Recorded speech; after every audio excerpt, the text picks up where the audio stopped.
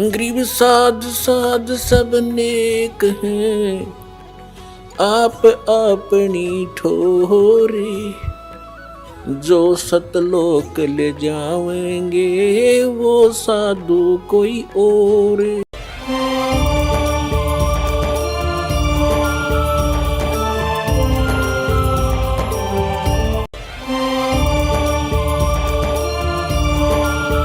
आपको पता लग गया ये एक का कुएं का पानी है। जय गुरुदेव पंथ। ये सच्चा सौदा धन धन सतगुरु सिरसा और जगमाल वाली, और ये गंगुआ के अंदर 600 मस्ताना, ये भी वहीं से निकला हुआ है। और ये कृपाल सिंह जी का मिशन है जो दिल्ली में,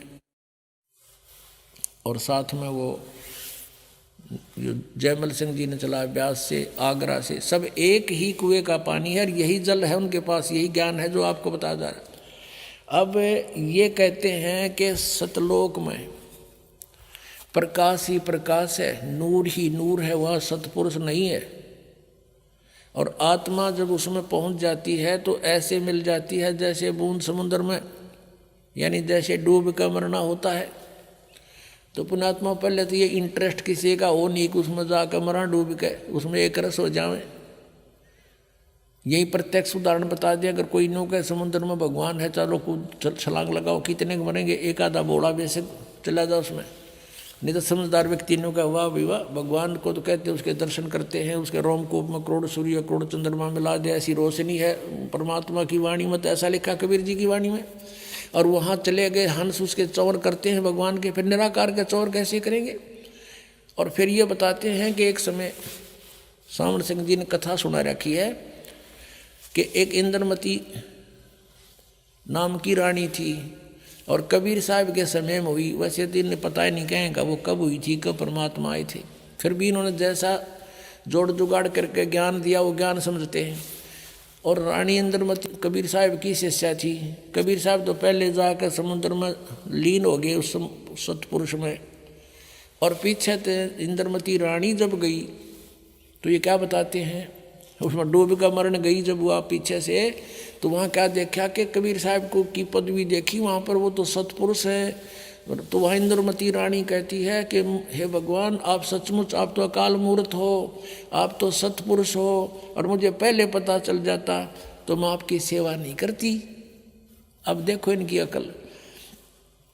इनके विधान अनुसार, राधा स्वामी वालों के विधान अनुसार, जय गुरुदेव वालों के विधान अनुसार, यदि ये माने कि वो पहले कबीर साहब लीन हो गए सतपुरुष में, उस नूर में, समुद्र में, और पीछे इंद्रमती उसमें समा गई, तो फिर बात कैसे करी उन्होंने वहाँ जाके? वो तो खत्म हो गया अस्तित्व, तो बूंद ने समुद्र में डाल के फिर बता उसका अस्तित्व बताओ दूसरा कैसे हो गया?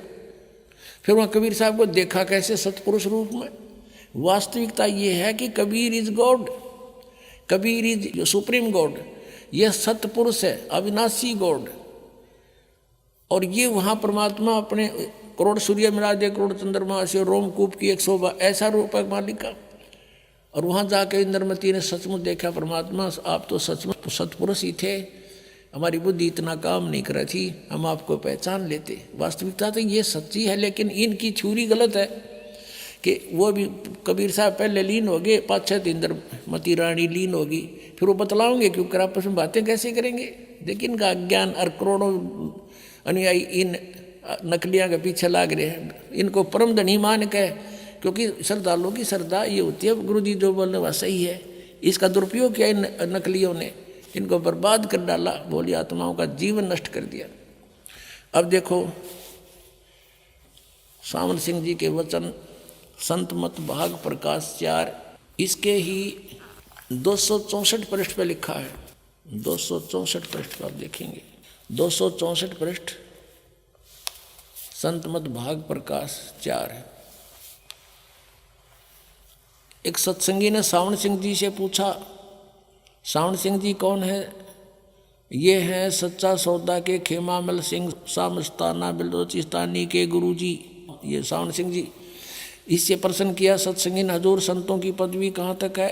महाराज जी सावन सिंह जी उत्तर देते, हमारे इतनी बुद्धि और अकल नहीं कि हम संतों की पदवी को समझ सके। फिर भी सुनो, रानी इंदुमती कबीर साहब के समय में हुई थी।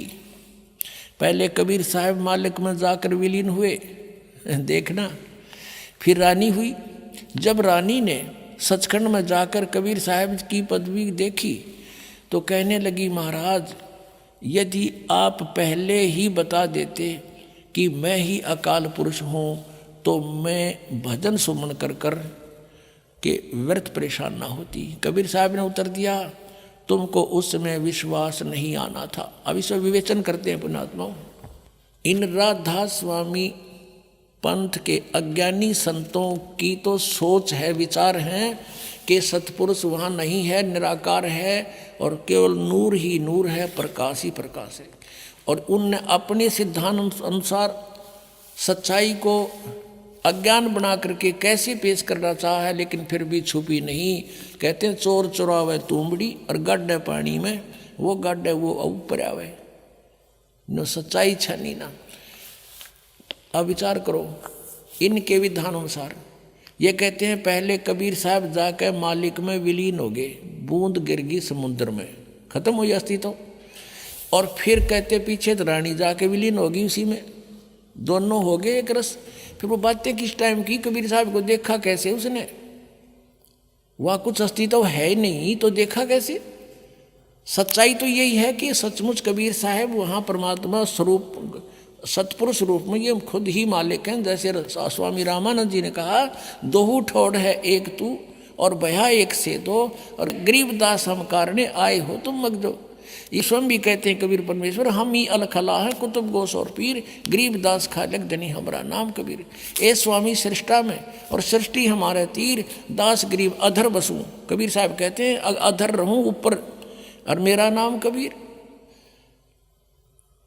और ये अज्ञानी कह रहे हैं कि कबीर साहब पहले लीन हो गए, पाछा इंद्रमती होगी। फिर बातें किस कैसे करी उन्हें, अरे कुछ तो दिमाग पर जोर दो। चलो वो पहले वाले तो गए बाढ़ में, अब तो तुम तो बचो, शेष जो बचे फंस रहे उनके नकलियों गए, पीछा छुटाओ और अपना कल्याण कराओ। ये बार बार समय नहीं मिलता। अब एक तो यहाँ प्रमाण दे रखे उन्होंने, और दिखाते हैं 189 पृष्ठ पे इसी के संत मत प्रकाश भाग 4 के 189 पृष्ठ पे देखो। अब सावन सिंह जी उत्तर दे रहे हैं, इसी तरह रानी इंदुमती थी। जब उसको कबीर साहब सचखंड ले गए तो उसने वहाँ जाकर देखा कि कबीर साहब ही सतपुरुष हैं।